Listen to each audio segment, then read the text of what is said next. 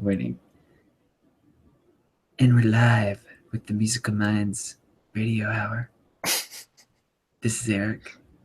This is Jake. And we were talking off air about how we had no planned things to talk about.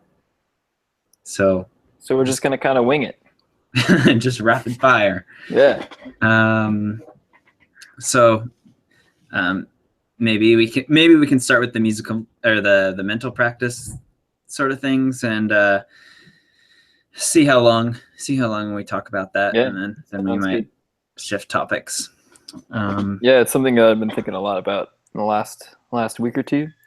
So I'm working on memorizing the prelude to the fourth Bach suite, which is it's not incredibly long. It's like 2 pages of music, but it's all arpeggios for the most part, and they're all very similar figurations of the key of the arpeggios.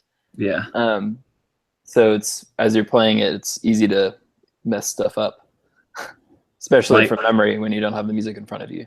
Like getting lost and thinking that an arpeggio goes with another grouping or something. Yeah, exactly.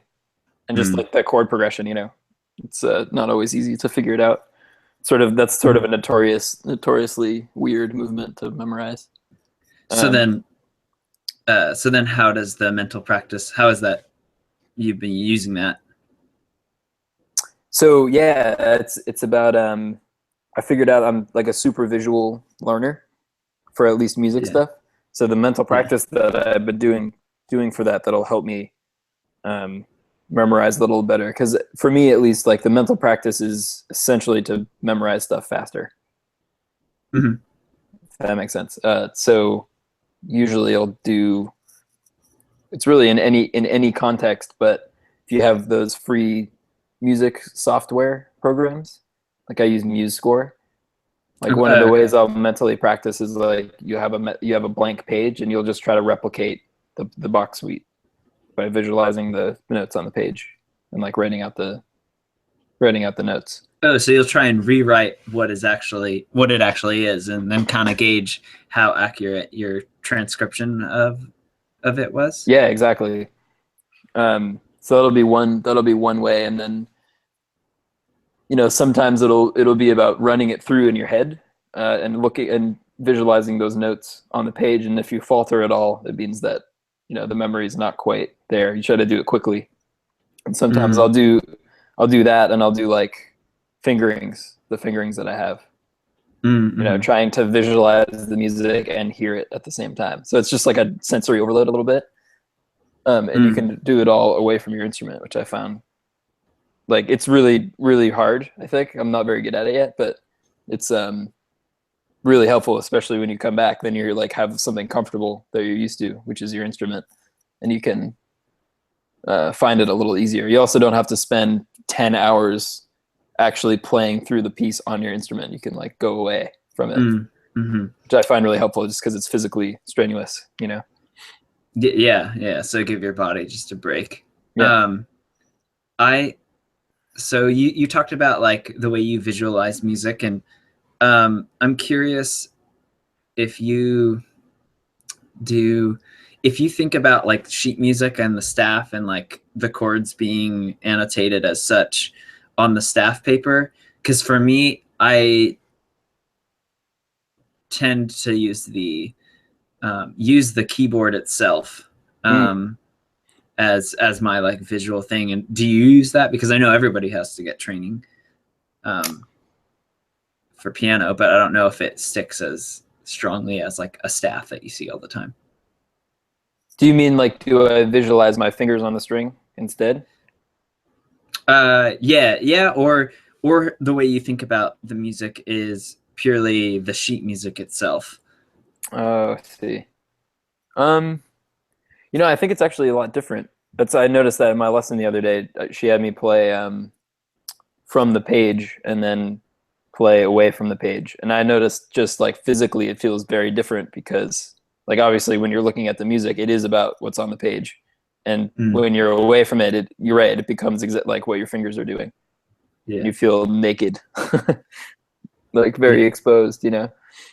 Do you when you play away from the page, or you said that you will look at your fingers or visualize your fingers if you're doing mental practice. Mm-hmm. Is it much more difficult without the visual component? Like in this past week, one of these people that I follow has been really advocating not looking down at your hands at all, which is like really hard. And you're supposed to just look at the sheet music. Why?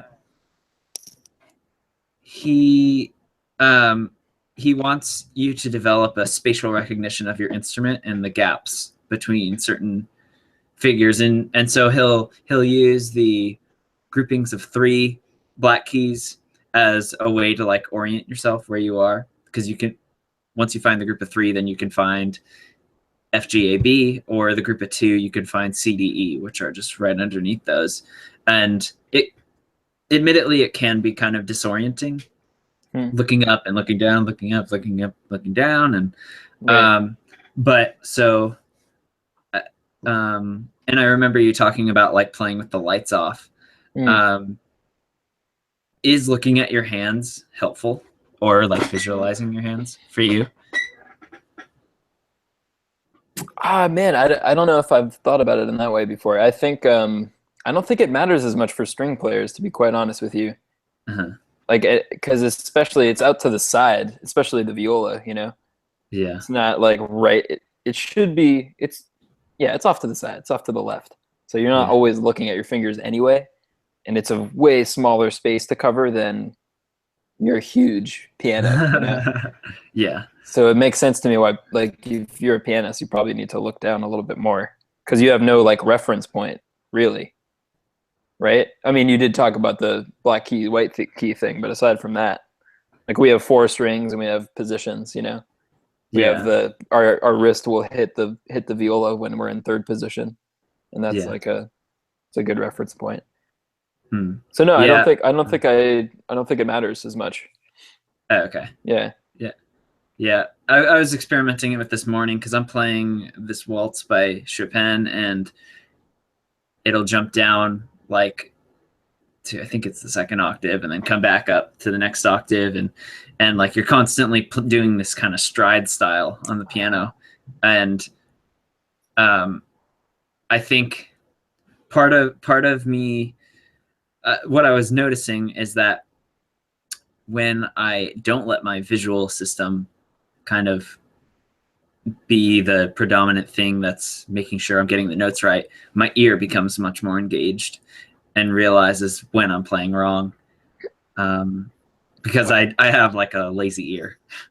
I was just gonna say that, actually, like, not that you have a lazy ear, but that for like big leap stuff, I think when you're first learning something, right? Like, yeah, you use visual cues to figure out like where exactly that note is. But I think pretty quickly, like, your muscle memory takes over, and that then you can just find it by feel and by sound. You don't need to look at it as much.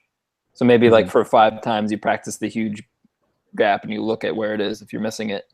And then once you hit it pretty consistently while you're looking at it, then you can take a step away. Yeah. Cool. Yeah. So what's your thing with mental practice so far? Or right now? I've gone on several meditation retreats in the past couple of years, and I've noticed that when I get into these like deep modes of relaxation, and then I've spent several days away from the piano, that I can visualize the keyboard, and I can run through different things. Maybe it's a song that I'm working on. In this last 10-day retreat, I was doing this exercise in my head where I would do every major 7th chord starting from C, and I'd go through the circle of 5ths to F, B flat. Whoa. E flat. So you can do the 4-note chords in both hands, which is 8 notes, or you can split up. And especially for piano, you have to start thinking about voicing. And so I would put like the the tonic and the fifth in the left hand, and then the third and the seventh in the right hand, to have like open voicing. And then so I would do all those open voicings in my head all throughout the circle of fifths. So that's what you did with your meditation days. I didn't even think about that. Well, I mean, it wasn't the entire time, but like, yeah, so I worked through those, and I was like, and I would search for different intervals that I could kind of latch onto to quickly recognize, like say for C, G, E, and B, which is the open voicing major seventh chord, I'd look for that major sixth between the G and the E.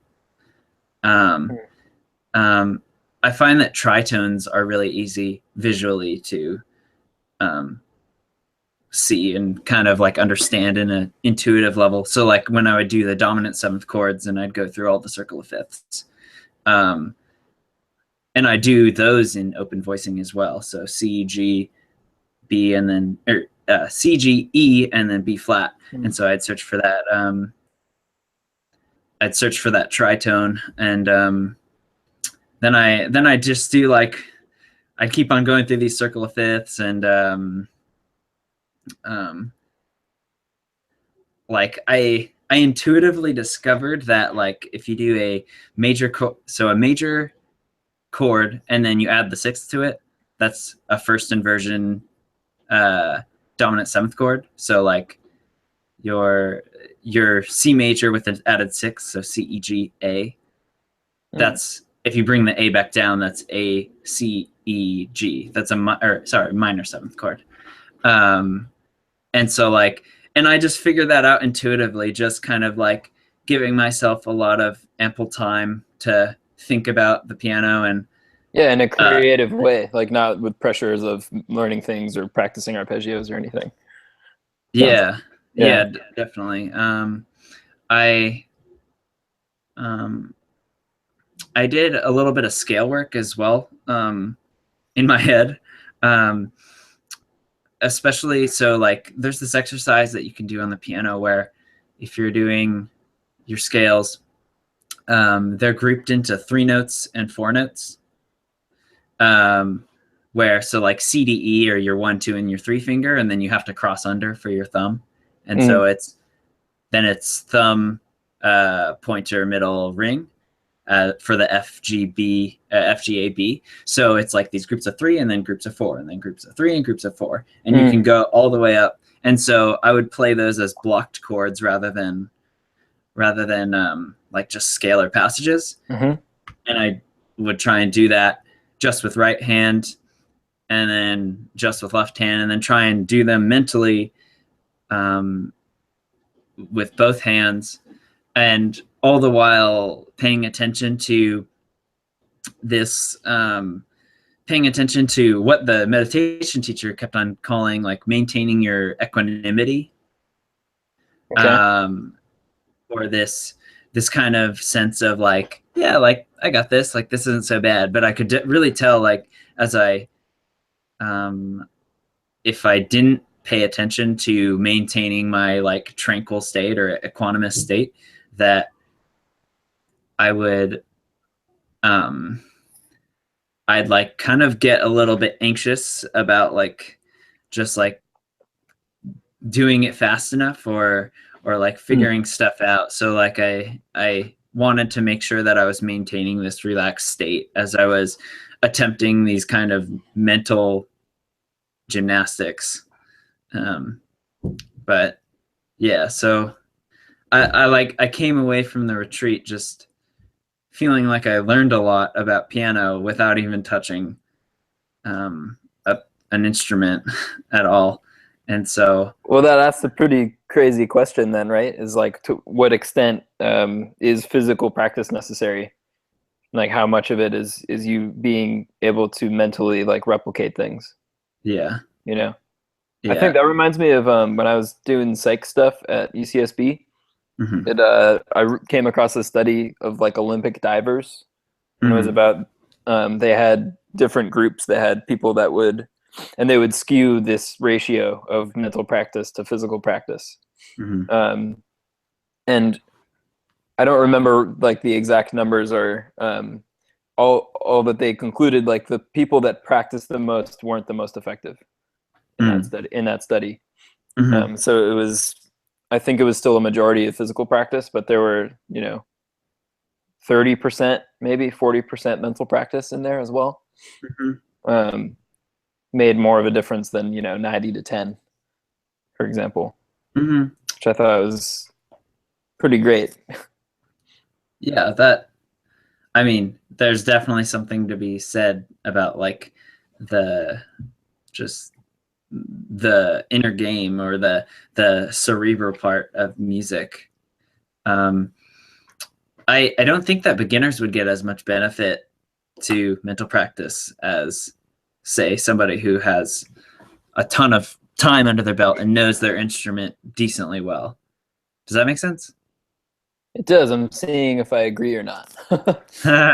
um, I think you're right. Like you can learn music. You can figure out figurations of your fingers or whatever, but you can't replace like it's a physical instrument, right? Yeah. This is where I agree with you. It's so especially. I mean everything is physical. Piano is physical, but I think as a string player that viola and violin are incredibly physical and very weird, with the bow hold and the way that you're holding it on your neck and like how comfortable that is and where your positions are across all of the whole Mm. instrument. Yeah. There's nothing that can replace like physically holding it and figuring out where those are. Hmm. So yeah, I think you're right. Yeah. And I think the more proficiency you get with your instrument, the more accurately you can visualize your instrument and imagine the sound that you're producing. Mm, If you're more of a beginner and you're not quite sure on the actual distances between positions or between keys or whatever, um, there's less certainty um, in your practice, I think, sure. because Or because just flaws that you don't know about.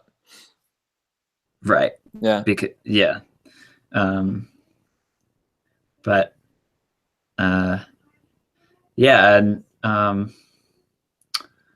I like you said, you can kind of do it wherever you go. I think I did a decent amount of practice when I was in Germany. Yeah. When I was in Oh Germany, yeah, there's your uh, flag. um, like last year in February, just because I didn't have a piano, Okay. um, and then like you can just do it on planes or whatever. Hmm. Um, I've been doing it in class a lot recently. uh, the actually, I want to get your opinion on this because it's the sad truth that is that when I work a section really hard, especially one that like I've been having a lot of trouble with, and so I devote like a lot of time to it that day. I'll be mid conversation with people, and I'll have the shapes inside my head, Mm, um, or I'll be my brain will still be working on it, and and one of the things that I wrote in my journal about just kind of brainstorming about this topic is like um, mental practice should be as deliberate as as physical practice, in the sense that like you like somehow I would like to be able to control when it is that I'm visualizing music and when I'm not, definitely. because sometimes I feel like I'm going like fucking insane. Oh, I was just gonna say that. Like I've been in places where I have like music in my head all the time. I'm having those figurations in my head all the time, and it's just like too much, too sensory overload. It's And like I'm sick of it, but I can't stop it. It's like subconscious. yeah, I had I the end of feel you. I had the end of Beethoven's Fifth Symphony, the first movement. Bum bum bum bum bum bum bum bum bum. Like like I had just played it before going on my retreat, and it just like kept on playing over and over again. we had a And like, we had a really obnoxious showpiece in this collage. It was like very stereotypical, like musical theater, jazzy. yeah, Um, And it was just incessant. Every single time I'd turn away after the concert, I would have it pop up in my head again. Be like, I'm really sick of this, to the people I was hanging out with. And then literally not 10 seconds later be whistling it again. It just like pops up. It's insane. But yeah, I think like if you're trying to practice deliberately, another thing that practicing deliberately gives you is like the peace of mind when you don't feel like practicing. Because you're like, I've devoted this amount of time at this time in the day to all of these things. Mm-hmm. It just because I'm hearing it or like seeing it now, you know, doesn't mean that that work was ineffective. Like I don't have to worry about practicing more today. It'll be more tomorrow. Mm-hmm. Yeah. So have you figured out anything that works well for you for like turning your brain off when you want it to be off? Well, for earworm stuff, I just have to listen to something better. Like I'll put on Tribe Called Quest or something I can groove to a little bit. What is earworm?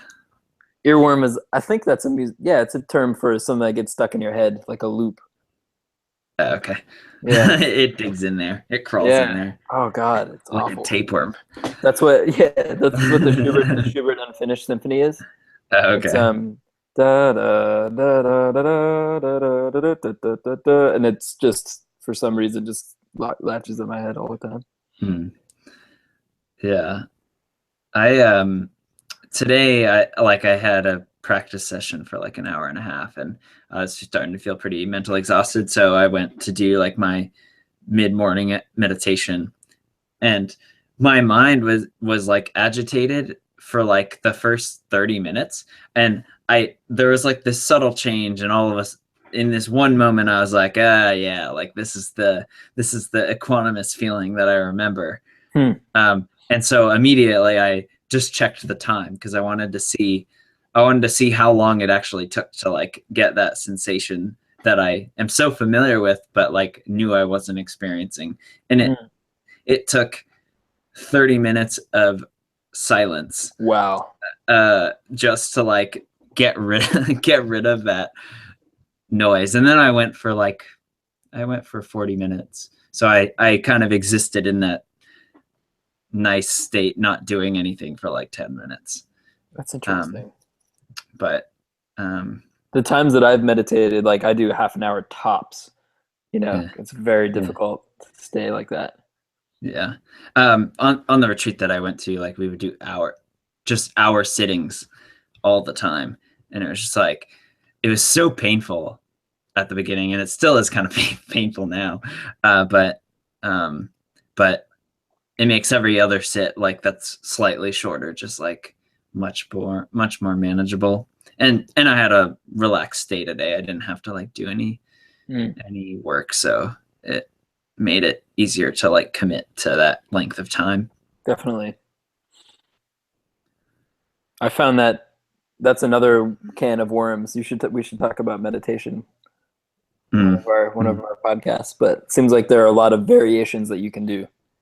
Just as I was trying it on my own, I didn't like read a lot about it or anything. It's like what you can pay attention to and what you can visualize. It seems important. I've definitely, like, since I've been at school, have in the practice room for the most part, except this last week because it was so busy.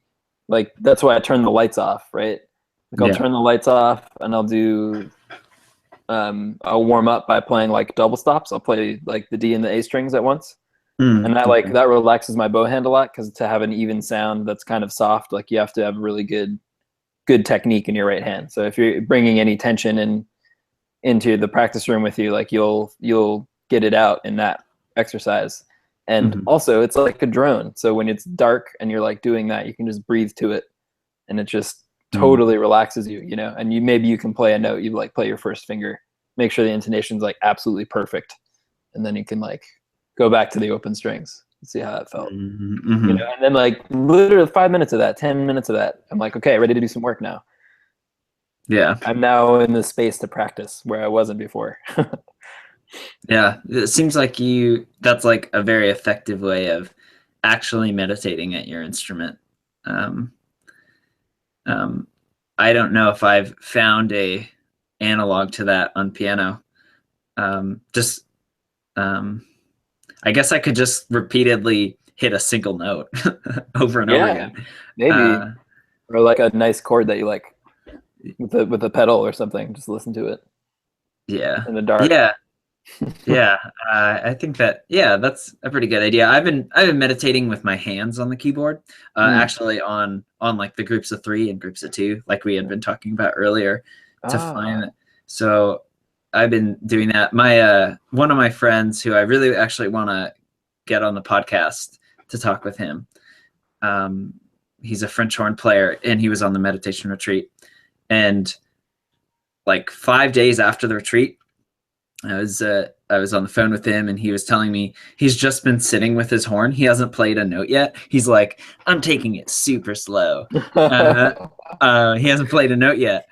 He's still just meditating. He's doing his like hour-long meditations with his horn, and looking for any sort of anxiety or emotion or physical yeah. sensation that creeps up. You So know, that reminds me of a story that my teacher from New Hampshire told me about. Like when he used to live with his teacher, yeah. and she was in a quartet of some kind, and like he would listen to them and watch them rehearse all the time. But he'd also hear her warm up every day, like because Mm. they lived together. So like he would hear like what her habits were, and he said like pretty much the only thing she ever practiced was a super slow 3-octave scale, just focusing on passing vibrato from note to note.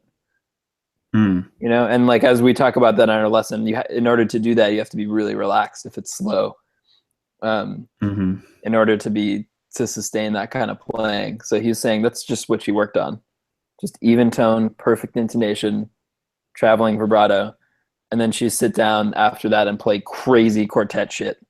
You know, I'd just be able to do Yeah. it. But I Yeah. think there's something to that. Like you're just so familiar and comfortable with everything about your instrument that you can just do whatever you want. It doesn't matter. Yeah.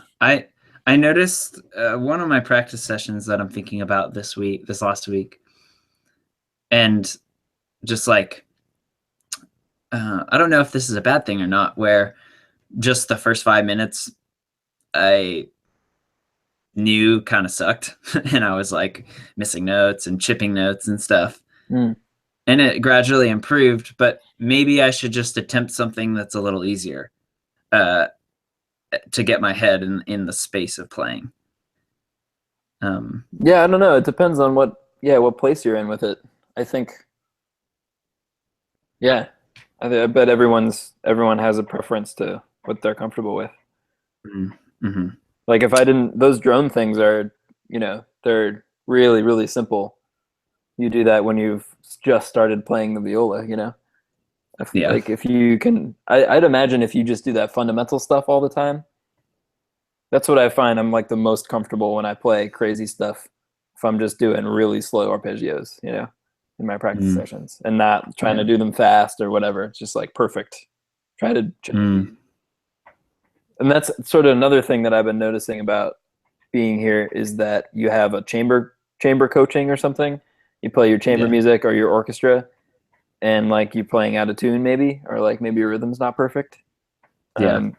And I think it's maybe important. Like, and I haven't done this yet. This is why I'm talking about it. Is to like hold yourself to a higher standard in your practice room, so Mm-hmm. that Yeah. you're not like, I have time to hit all of these things because I'm practicing slowly. It's like, no, I'm going to play this in tune right now, and I'm going to be relaxed about it.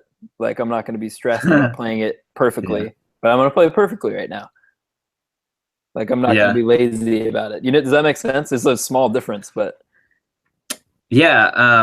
I remember going through a similar mindset of like, I mean, obviously you want to maintain this mindset for a long time, but a couple months ago where like expect or like don't expect perfection and really aim to grasp that, and while also not developing these negative, unwholesome states within yourself of like self-deprecation or whatever. But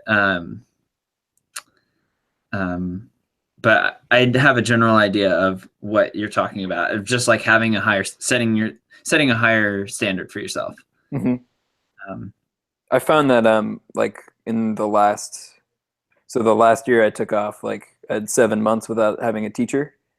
yeah.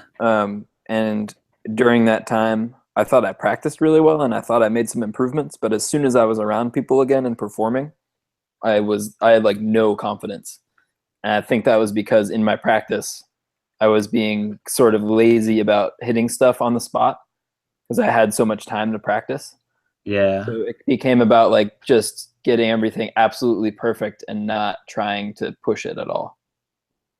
If Mm. that makes sense. That And like definitely so makes like sense. I feel like I just contradicted myself, but it's really just about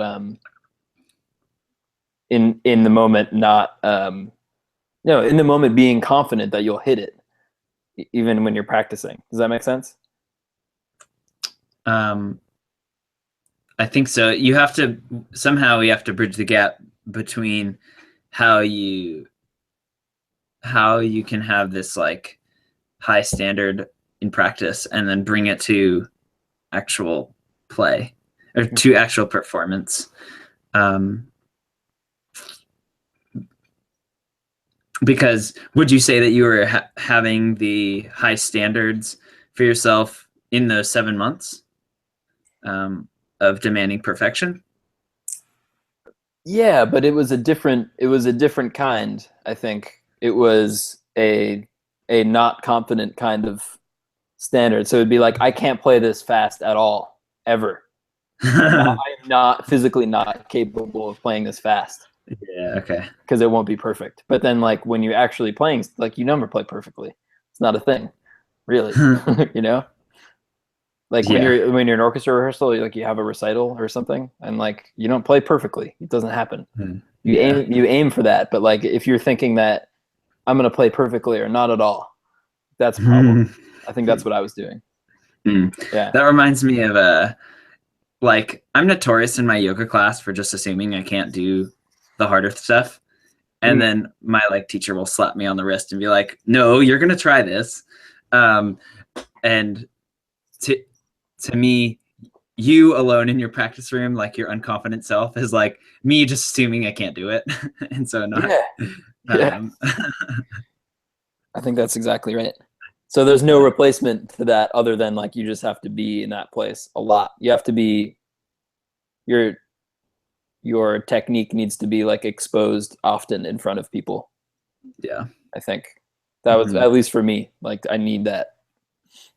Yeah, definitely. I I actually I busked yesterday. I brought my piano out to Whole Foods, and and and I also brought it on Valentine's Day, which was this last Tuesday.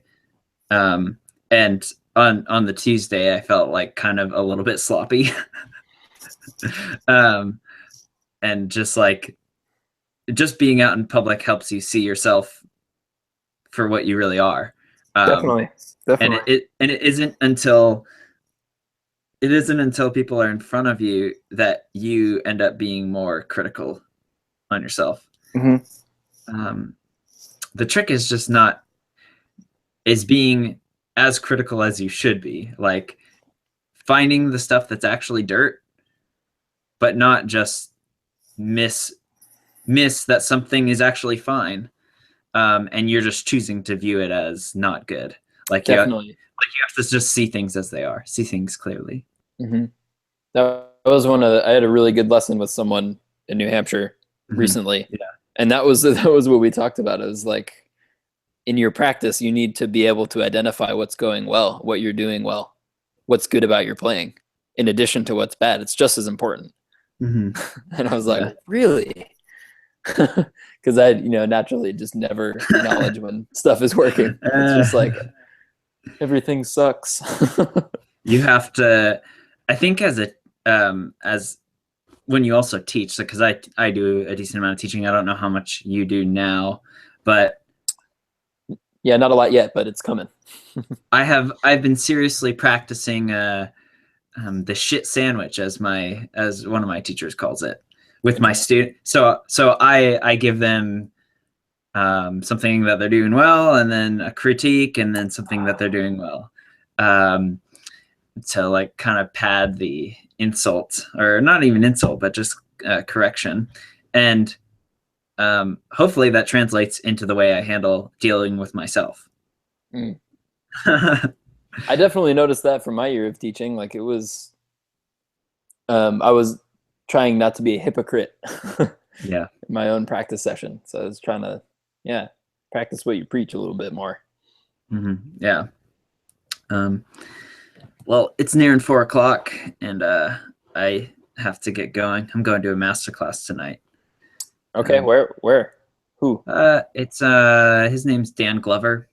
It's in Walnut Creek. I'm a part of the Bay Area Piano Enthusiasts. It's just a meetup group, and they offer these like free gatherings. Well, sometimes free. And but yeah, so that's just an opportunity to be around some other piano players, other musicians. Yeah, sounds awesome, man. Yeah, I'm pretty excited for it. I'm gonna probably promote this a little bit, this podcast. Yeah, go for it. Yeah, we got to start telling our friends, and for you listeners, tell your friends, and then if everyone tells each one friend or two friends, then it grows exponentially, and then soon the whole world will know about us. Right, will be the biggest thing ever. That's Katy Perry. Oh, that's right. Yeah, spot is taken. All right. Well, cool. Well, I thought this went pretty well for not knowing what the hell we were going to talk about. So definitely. Okay. See you later. See you guys. Bye-bye. All right. Signing off.